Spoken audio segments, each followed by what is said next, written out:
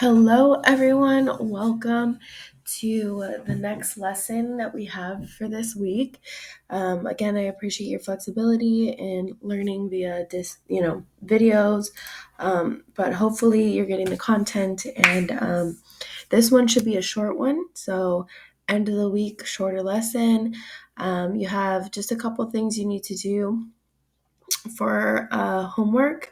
Number one, you need to make sure that you complete the Lewis dot diagram assignment, and that's going to be on Microsoft Teams. You should also have a copy of it from the substitute. It is called Lewis dot diagrams, and it is here on Microsoft Teams. So there it is, Lewis dot diagram. But you're going to come over here and take notes on this lesson just like the other two, and please make sure you upload a picture of your notes for credit. That's going to be under chemical compound notes. You're just going to take a picture of your notes when you're done and upload it here. Okay, so two assignments to start off with, pretty simple. Here's our objective and do now for today.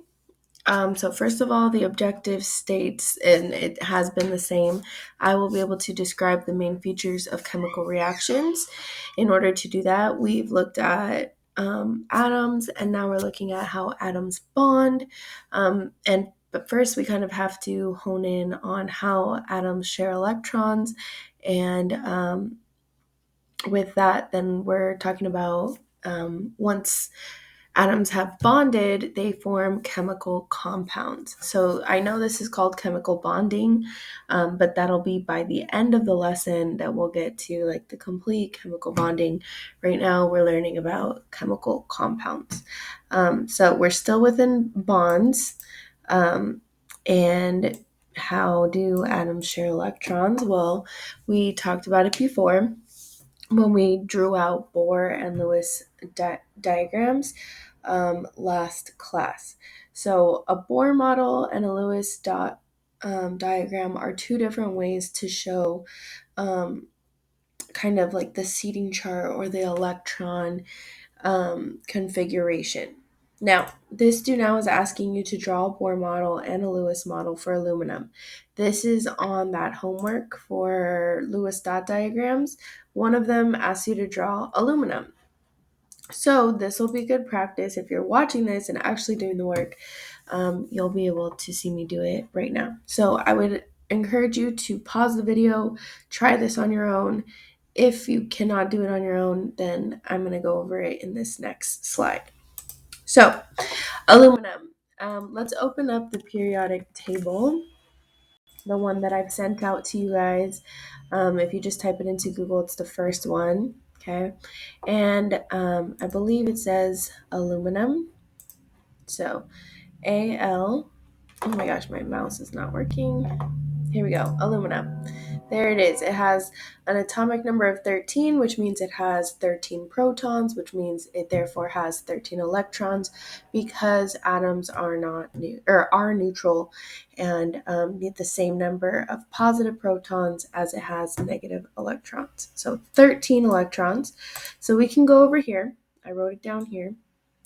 And the first step in drawing a Bohr model, okay, is making sure you have enough rings. So remember, the black dot in the center represents the nucleus. That's where the protons and neutrons are. They're safely compact into the nucleus of an atom. And all around them in orbits or electron shells, electrons are moving in a cloud wave-like formation. Okay, so if aluminum has 13 electrons, and I remember all of my rules, okay, in the first electron shell, only 2 electrons can fit. So 1 and 2. Now, 2 out of 13 means there's 11 more electrons that need to be placed, but only 2 fit in the first ring. So I need to go to the next ring or the next energy level.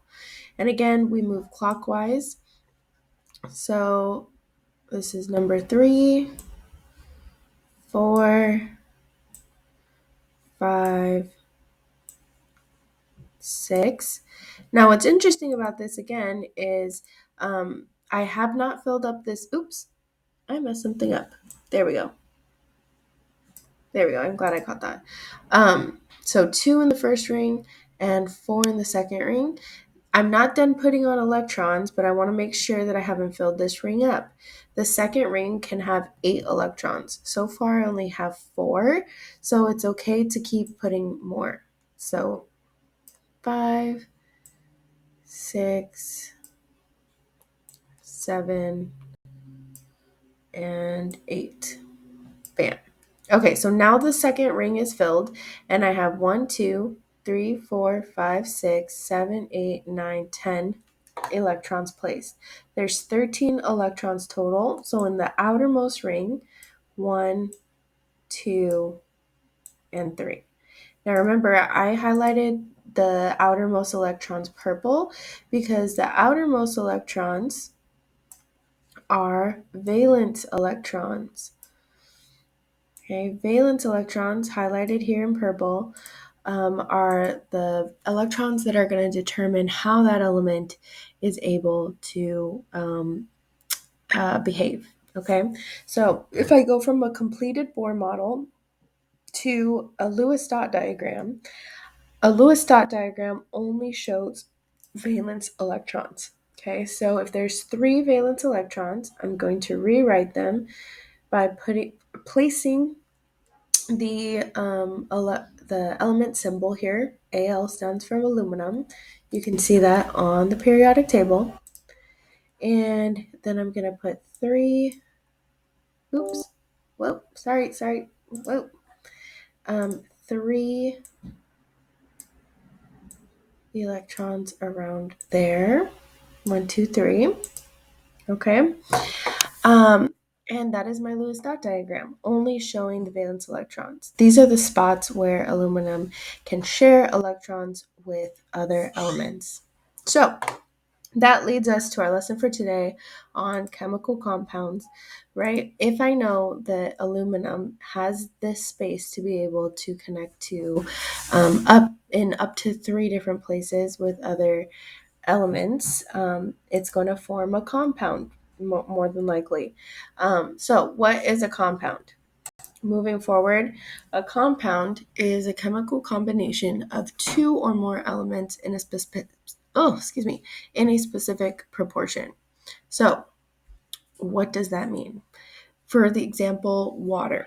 Water is H2O. You can see it here at the bottom of the screen. I've highlighted it in green. Water is a chemical compound because it's hydrogen, which is one element, and oxygen coming together to form one chemical compound. Same with NaCl. NaCl is sodium chloride, and Na stands for sodium, Cl stands for chlorine, and when together, they form a chemical compound. Now, when we write out an entire compound, we write it as a chemical formula, okay? So when I say NaCl, you know how to write it, right? You write the element symbols together. Okay, so H2O stands for water. That's the chemical formula for water, and it's in 2 hydrogen atoms and 1 oxygen atom coming together to form a compound. Okay, now let's look at this example of water a little more deeply. It didn't start out as water. It started out as 2 atoms of hydrogen. So if I look here, 2 hydrogen atoms all by themselves were sharing electrons. Okay, so I'm showing the 2 atoms here, not the electrons. I'm showing the atoms, not the electrons.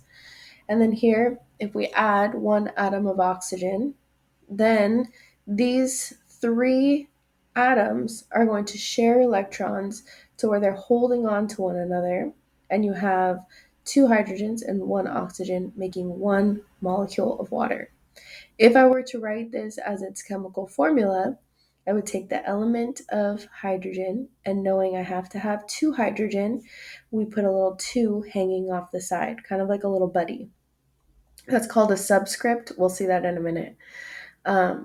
So hydrogen, there's two hydrogen added to one oxygen molecule, and they're going to share electrons. So again, if we had made a Lewis dot diagram for hydrogen and oxygen, we'd be able to see that they can share electrons, and they come together to form a compound called H2O, or water. Okay, but if I just had two hydrogen atoms coming together, and let's say there wasn't oxygen present, then that would just be H2, and that is not a compound because it is the same atom. Okay, water is only a compound because it's hydrogen and oxygen, which are two different types of elements coming together. Okay, make sure you have all this written down. More formally, whenever you have a chemical formula right now, there's different parts, right? The chemical symbol, you already know that, comes from the periodic table. So H stands for hydrogen. We do not write out the full word, we just put the chemical symbol. And then the number hanging off the side is called a subscript. It could be 2, 3, 4, 5. It's however much of that element is in that area, that compound, the um, whatever substance that you have. So for water, there needs to be two hydrogen atoms and one oxygen. Now notice the O is not a zero, it's an O for oxygen. And notice there's nothing hanging off the side. Okay, you can honestly, like I have this little pretend one here, because anytime there's nothing hanging off the side, you can count that as one. So one oxygen and two hydrogen. Now again, we're going to get rid of this one over here. What was that? We're going to get rid of the, well, I think we're going to get rid of this one. Oh my goodness. It's just not working out. Uh, well, here we go. But anytime that an atom does not have a subscript or a number hanging off the side, that just stands for one. Okay, so one oxygen, two hydrogen is the chemical formula for water. Now, if I look over here at these molecular formulas here, um, the question is asking how many carbons, hydrogens, and oxygens are there in each chemical compound. So the first compound that we see here is glucose. We've heard of glucose. That is another word for sugar. Sugar is uh, like food for plants. We eat glucose. This is probably one of the most important chemical formulas for you to memorize. So before we look at any of that, I forgot to move this stuff. But the chemical formula for glucose is C6H12O6, meaning there's 6 carbon atoms because 6 is hanging off of the C. C stands for carbon. H stands for hydrogen, and there's 12 hydrogen. And the O stands for oxygen, and there's 6 of them. So C6H12O6. Anytime you hear that, someone is talking about the molecular formula for the compound glucose, which is sugar. Now, the reason I had numbers and stuff around it before was because let's say I have two glucose molecules. Okay, two glucose molecules. When you have more than one molecule, you put the number on the outside and put the formula in parentheses. The reason you do this is because it's going to be just like math class where you do that foiling, where you distribute the number to all of the factors inside the parentheses. Same thing. Okay, so for example, if I have two glucose molecules and I'm asking how many carbons there are, you're going to multiply 2 times 6. So there would be in two glucose molecules 12 total carbons. If I were to ask the same question about how many hydrogens there are, let's see if I can bring this over. 2 times 12 is 24, so there would be 24 hydrogens. And finally, if I wanted to figure out how many oxygens there was, I would go 2 times 6, which is 12, which means there was 12 carbons, 24 hydrogen, and 12 oxygen in 2 whole glucose molecules. Okay, that's if we had 2. Okay, for the next one, butane. Butane has 4 carbon atoms and 10 hydrogen atoms. That's in one butane molecule. Again, if I were to multiply it by 3 or 4, we would do the same process as I did up here. And again, you just FOIL, or you multiply across to all of the different um, factors. And then octane. Octane is another chemical compound. This is the formula for it, CaH18. And again, there's 8 carbons and 18 hydrogens. In octane and in butane, there's no oxygen. Okay, so let's practice that. If I have 2 water molecules, I want to know how many hydrogen atoms there are in 2 water molecules. And here we can put this in 2H2O. We can put that in parentheses, right? So here we go. Oh, you know what? Let's keep it like that. So one water molecule is H2O. Another water molecule is H2O. When I try and figure out how many hydrogen atoms there are in 2 molecules, all I have to do is multiply again. Remember, if I'm looking at both of them, okay, I'm just going to multiply it out. 2 times 2.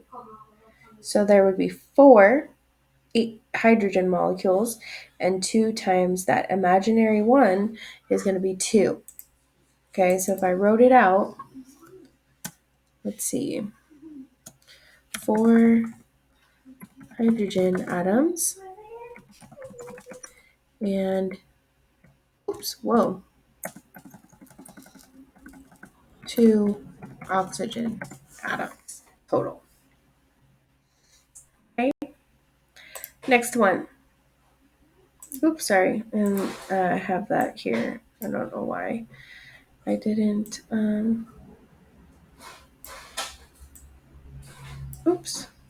Well, I already had that, but here we are. If you didn't remember. Okay, next, for hydrogen peroxide. Hydrogen peroxide is called H2O2. It's definitely different than water.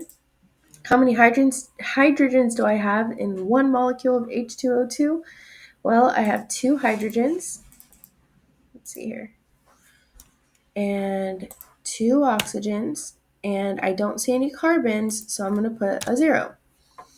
Now, if I had 4 hydrogen peroxide molecules, or 4 H2O2 molecules, again, all I have to do is multiply. There are 2 hydrogen atoms times 4 molecules. That's going to be 8 total hydrogens and 8 total oxygens. And again, there's no carbons here. One last one. I have baking soda, NaHCl, 3. How many hydrogens are there? Well, there's 1. How many oxygens do I have? 3. How many carbons do I have? 1. And how many sodium atoms do I have? 1. Now, if there was 6 of those, Na6, remember multiply. So for sodium, I would have 6. There would be 6 hydrogens. Multiply that 6 by that imaginary 1. How many oxygens? 6 times 3, 6, 12, 18. And carbons, there's imaginary 1 there, so there would be 6. So on the homework, which is a Microsoft form reading chemical formulas, you're going to need to know how to identify how many atoms there are um, for each chemical compound. Hopefully this was helpful. I'm glad that this was a shorter lesson. Hopefully you took notes, and please replay it if you need help. Have a wonderful weekend, and I will see you next week as my quarantine is finally over. Happy weekend, and make sure you get your work done. Bye.